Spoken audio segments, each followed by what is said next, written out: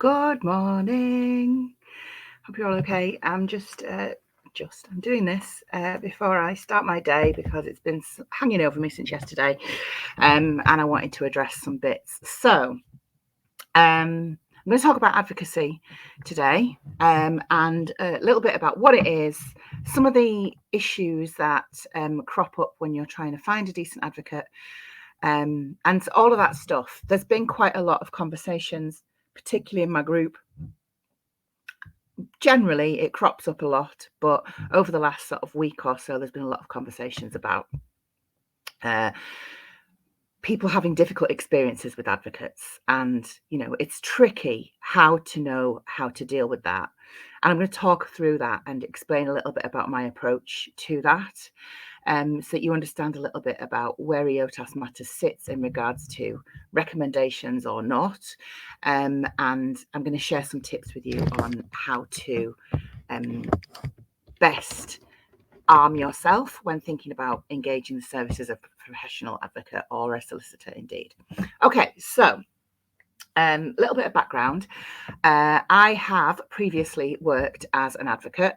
I still do advocacy in terms of public advocacy, but I have previously worked supporting individuals one-to-one. I have supported families through annual review process, through application for EHCP, and I've also been to tribunal for a number of families. I don't do any of that currently. I'm at capacity. Please don't ask me to do that for you. I can't right now. But because of that, and because I am also a parent who has engaged advocates previously, I can talk a little with some knowledge and experience about what advocacy looks like, what good advocacy looks like, and a little about the different types of advocacy. So I think I'll start with that. So when we talk about advocates, it's a very broad term. So when we say advocate, what we mean is someone who helps families, parents, carers, and sometimes young people get their voices heard. That's the role of an advocate. Okay. However, there are different types of advocacy. So there is SEN advocacy, or there is legal advocacy, where you might be supported by someone who has experience or knowledge in how to, for example, pursue something to tribunal, or perhaps in how to support you with a complaint.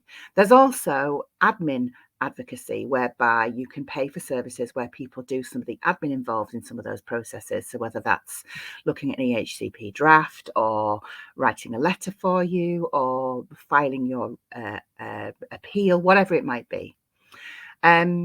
And the difficulty is that within legal terms, an advocate is actually a trained solicitor. But when we're talking about SEN advocates, we're not often talking about that. We're usually talking about people who have a good deal of experience. Good advocates have a good deal of experience, might have some SEN law qualifications, may not, and usually have, personal experience of going through the process. That's regular, that's normal.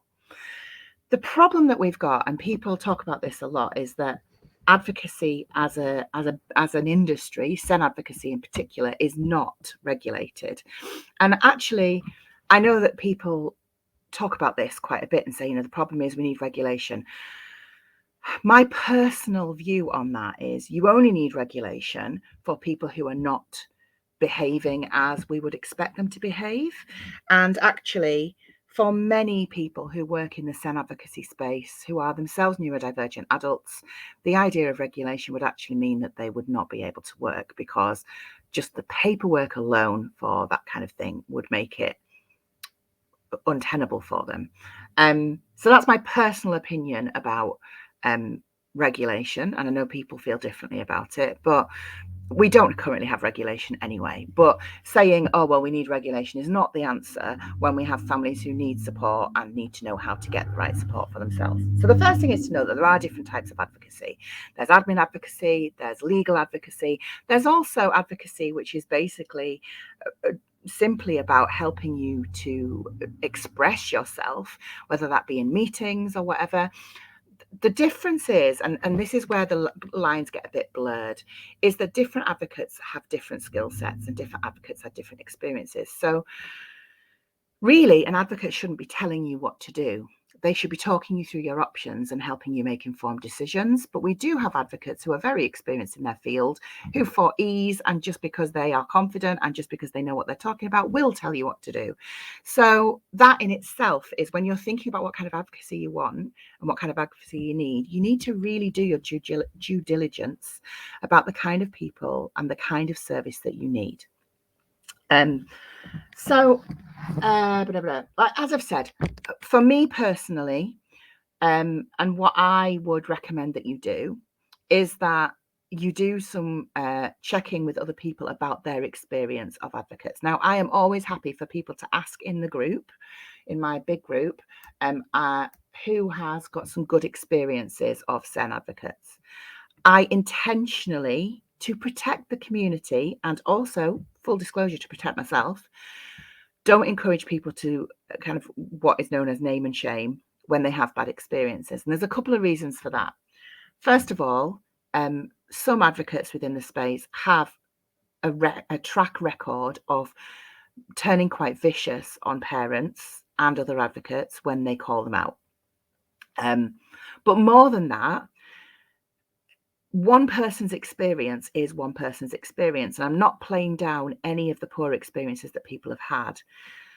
But good advocacy relationships are that, relationships, and they are about individuals and people and rapport. And for different people, that looks different. Just give me 1 second.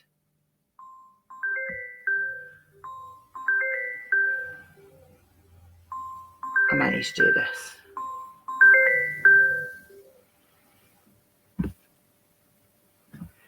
Sorry.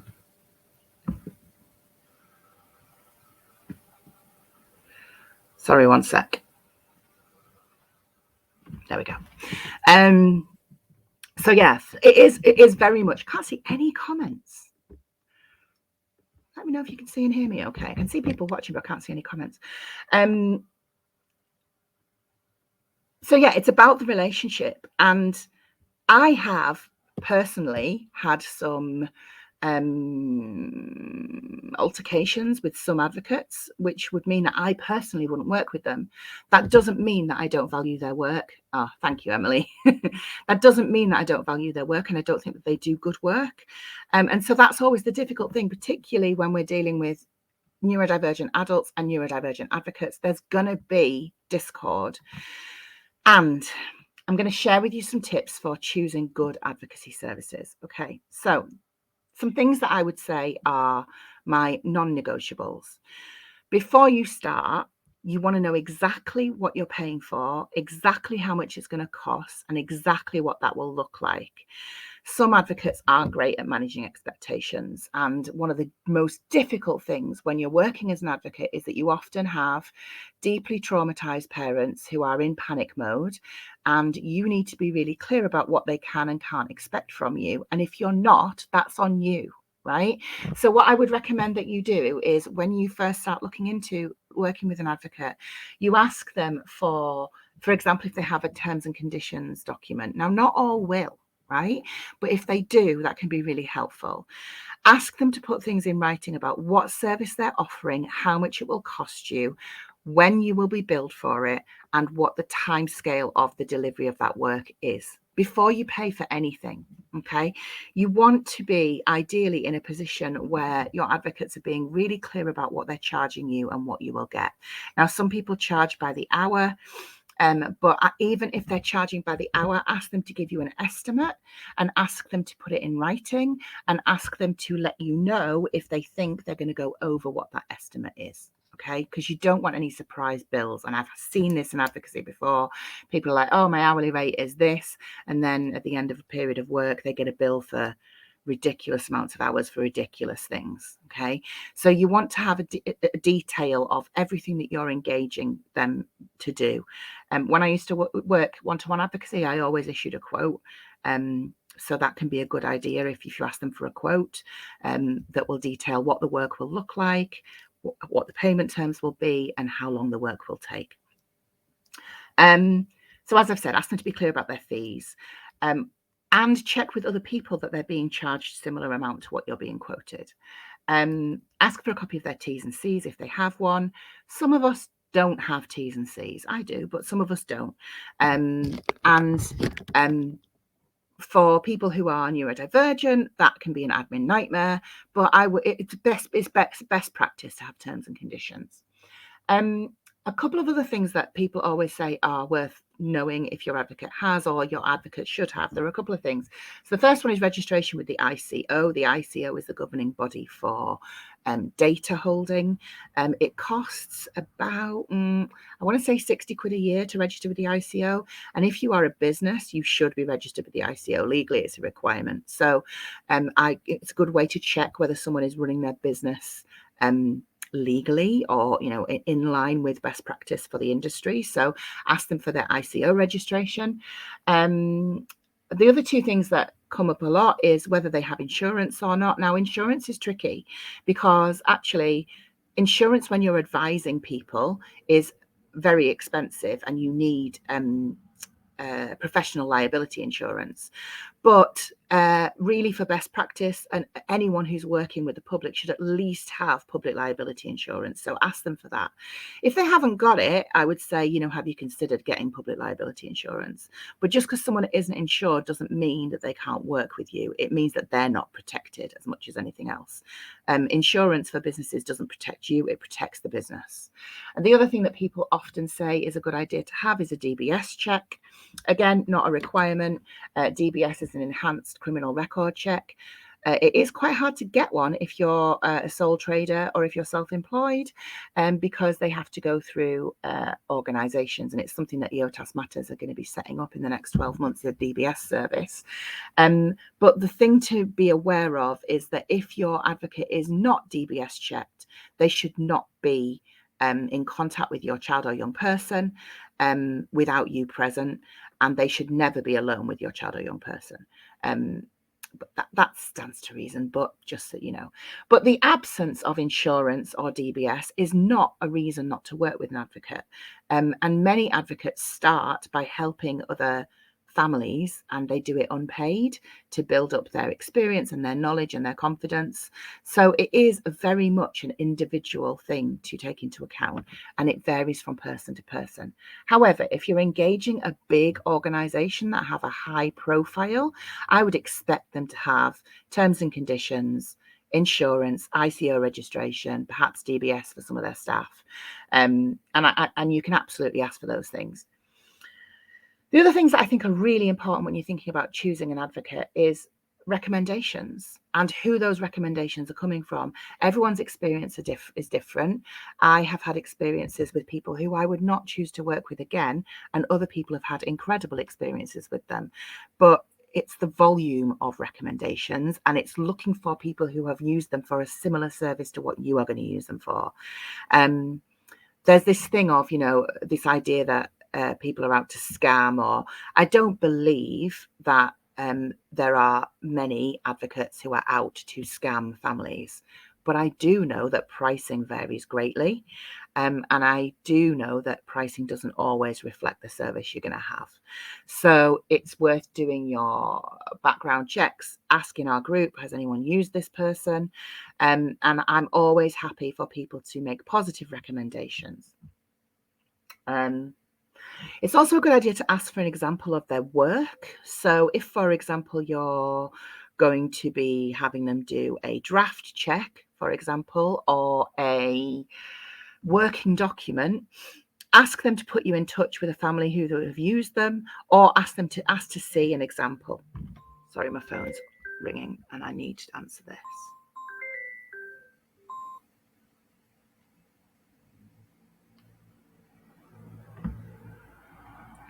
I think he needs an address.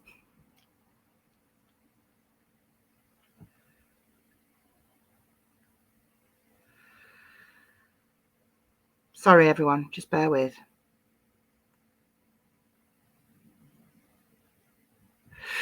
This is my life.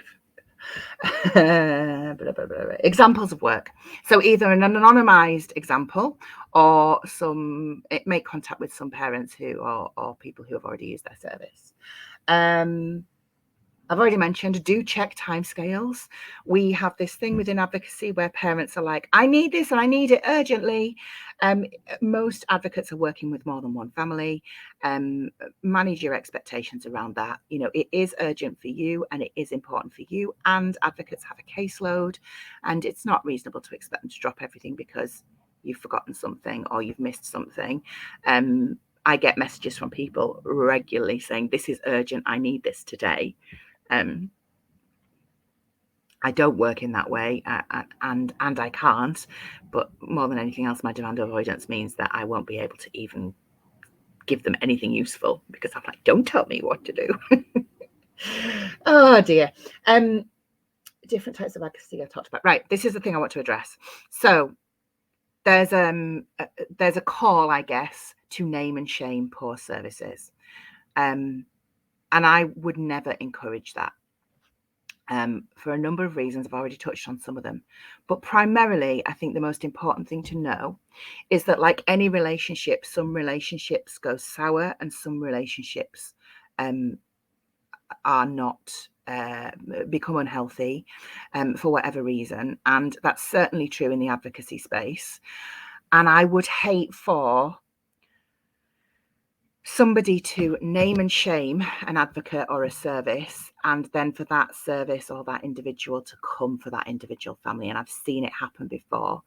Unfortunately, there are people in the space who are not great at regulating themselves and who have that, you know, approach to, if someone tries to fuck with me, fuck about and find out kind of thing.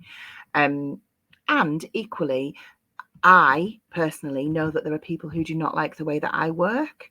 And if someone tried to like defame me, I would take action against them. I have a business to run. And I just think it's a slippery slope if we get into the name and shame business. So I don't do that in my group, and I don't encourage people to do that in my group. I would far rather that we have people recommending good quality services than being asked to name and shame, especially if an individual is saying, this has been my experience, it's been really awful. And then people are like, tell us who it is, tell us who it is, tell us who it is. That person probably already feels very vulnerable and will be anxious about whether the person that they've worked with might come for them, or, you know, we need to protect each other and ourselves as much as anything else. This is not about protecting advocates who are not great at their work. That's not what I'm here for. This is about protecting individuals who have maybe not had great experiences. So for me personally, that's kind of like, that's my approach in the group. Now, what I have done in the group is I have got flags for some services that I personally wouldn't recommend. So when someone uses the name of an organization that I have heard a lot about from families, it flags to me and I will remove that comment, or I will check the comment to see what's been said, right? So if you are in my group and you're asking for recommendations and you see an organization recommended and then it disappears, that's because as an admin, I've removed that comment. So, usually. In terms of recommendations, I personally don't recommend individual advocates for many reasons, and that's because everyone's different and everyone's service is different. And also, I have no idea who has capacity at any one time. It's something I'm working on. It's something that I hope that I'll be able to do, whereby I'll have like an accredited supplier list where people have been checked by us and that they meet some of the criteria. And the most important for us would be that they're trauma informed. But that's not something that I'm on immediately. And it's just not something I can do without properly doing it. So currently, I can't make recommendations publicly. And I don't, because it wouldn't be fair. It wouldn't be fair on families for me to sit here and go, oh, this advocate's great, and then that person gets flooded and then they can't deliver to those families. So my advice is use the group and ask for recommendations from other families. And you will sometimes see me saying, oh, I've used this person, they're brilliant. But also don't just take my word for it. You know, everyone is different and everyone needs different things. And, you know, an advocate might be really great at working documents and really shit at interpersonal stuff. They might be really great at meeting representation and not so hot at admin. So, and you can use multiple people. The last thing I wanted to say about tribunal advocacy is this. Many of us who work in the advocacy space no longer do tribunals, myself included. For me personally, that's because tribunals are so incredibly stressful and re-traumatizing for me. I have taken over a dozen families to tribunal. I've only lost one, but I didn't lose the family, I lost the tribunal. But for me personally, it was so draining and exhausting, and it threw me into burnout, and I'm still in recovery from that burnout. The emotional load of supporting families who are deep in trauma cannot be underestimated. And advocacy is so much not about admin and paperwork and all about supporting a family. And it's a huge emotional burden. I've just thought of something else that you should ask your advocates for as well. So many of us don't do tribunal for that reason. And the other thing that I've experienced at tribunal is that some judges don't really like having advocates. They would prefer to have a solicitor. Now, solicitors can be more expensive than advocates, although not always. Some advocacy services are as expensive as solicitor services. But you can get an advocate who can prep you all the way to tribunal and then perhaps take someone as moral support or a Mackenzie friend to tribunal without needing to take an advocate who may or may not be helpful to you. In my experience, judges prefer to deal direct with the family and take an advocate with you who works well within your dynamic. So you might want an advocate who will speak for you and list them as a Mackenzie friend rather than an advocate who's going to represent you, which has all kinds of difficulty around judges expecting certain levels of training and misunderstanding what the role of that advocate is. So I'm going to do some more stuff on this, but I'm just giving you top line stuff. The other thing I just wanted to say about when you're choosing an advocate is ask them if they have professional supervision, because like I've said,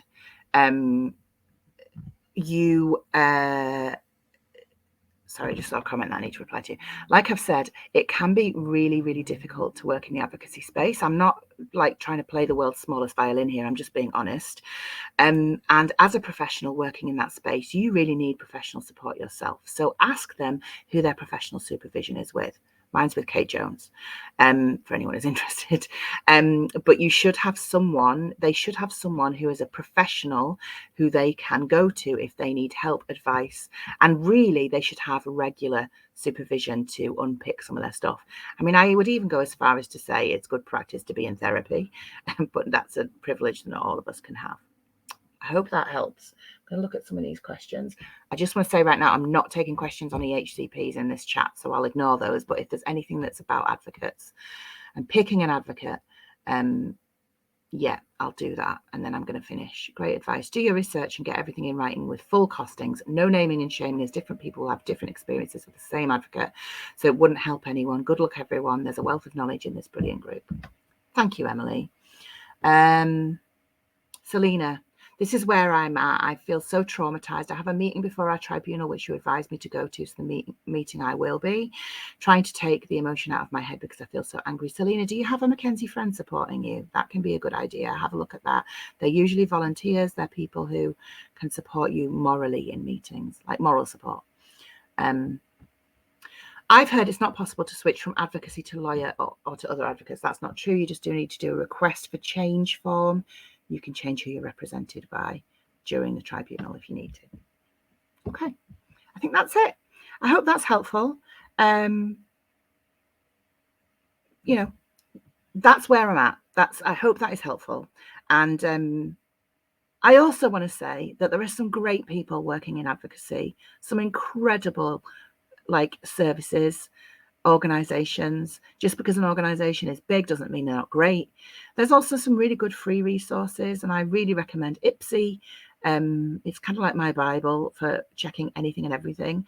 And there is a really good IPSI training for parents that is really affordable. I say really affordable. It's a couple of £100. So, decide if that's affordable for you. I don't want to assume. But if you want to upskill yourself and learn yourself, that's a really good place to start.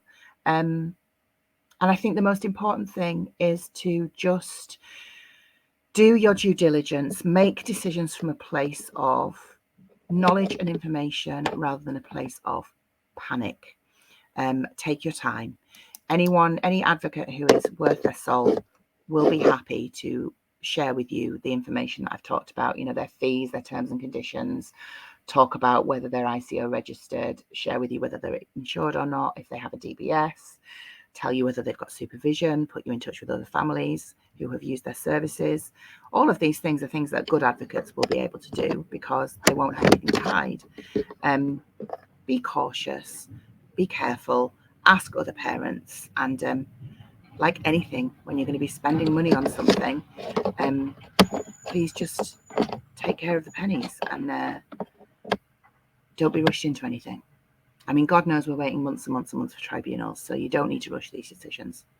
Okay, I am going to go. I've got to ring 2 people who rang me during that live. I will see you all later.